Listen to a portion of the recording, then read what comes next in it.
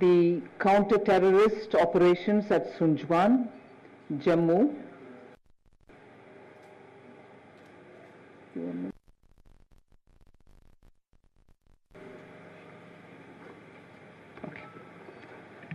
First, and after that, of course, you're free to ask me questions.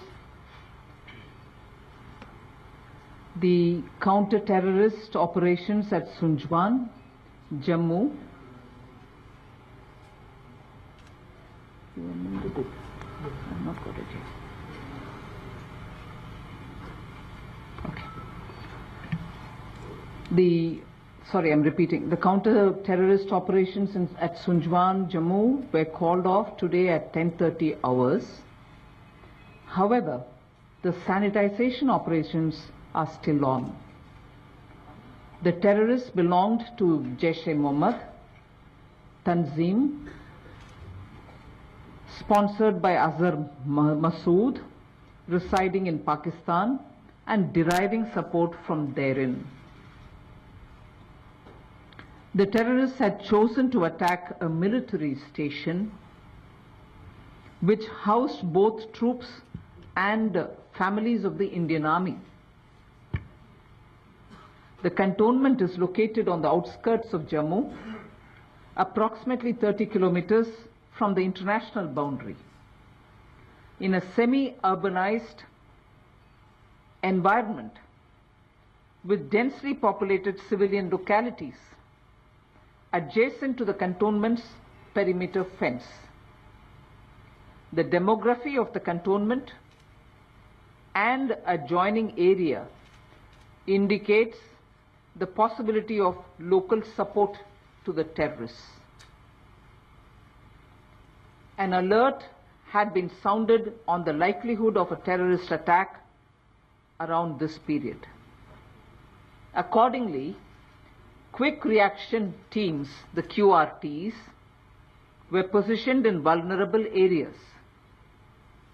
It was assessed that Pakistan-sponsored terrorists may target softer elements, hence a QRT was also positioned at the Sunjwan family accommodation.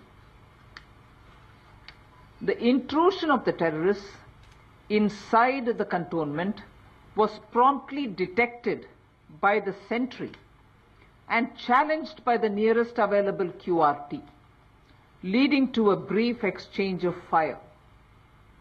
This immediate action compelled the terrorists to split into single individuals, thereby preventing a coordinated strike. The scattered terrorists then rushed towards their pre-designated target of the family quarters and occupied some of the accommodation blocks. They were then isolated. Since the terrorists were dressed in battle fatigues and had similar appearance to their possible target victims, the operation had to be done deliberately to eliminate the possibility of any mistaken identity or collateral damage. The operations entailed a deliberate search of 26 blocks and safe evacuation of families from 189 flats, which was time-consuming and a challenging task. This was successfully achieved with no fatal casualties to our troops conducting the counter-terrorist operations.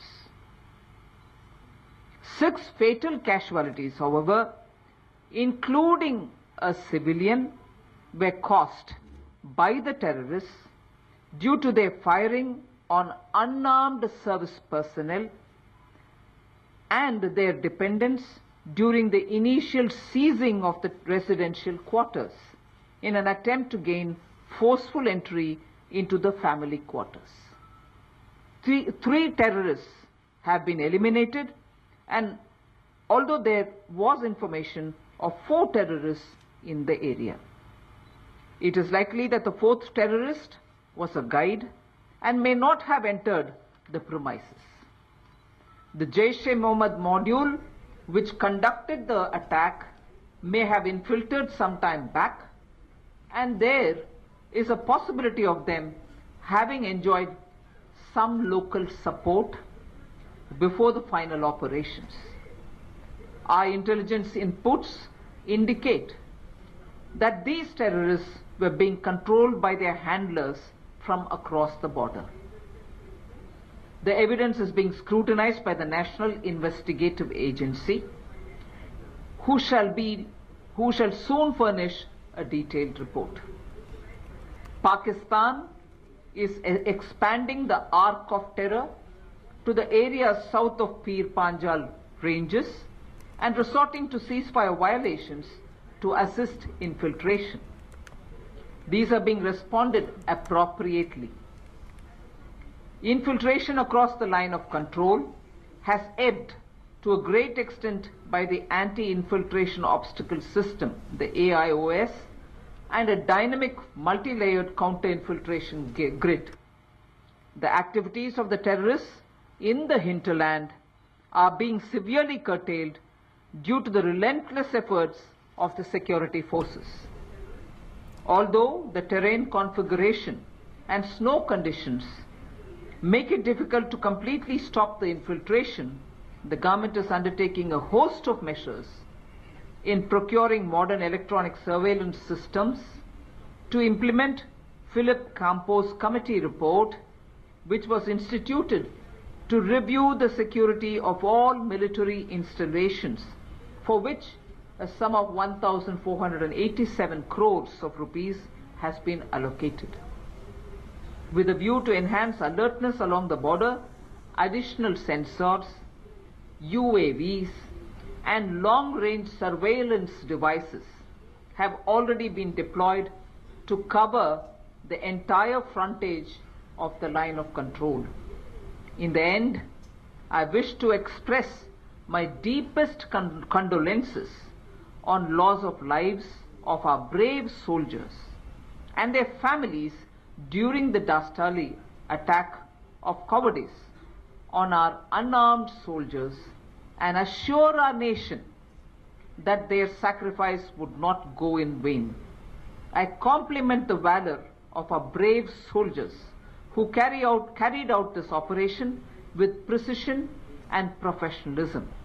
We will continue to thwart any attempt by Pakistan-sponsored terrorists to cause violence in our country, and necessary action to deal with them through our counter-terrorist strategy has already been put into action. Jai Hind.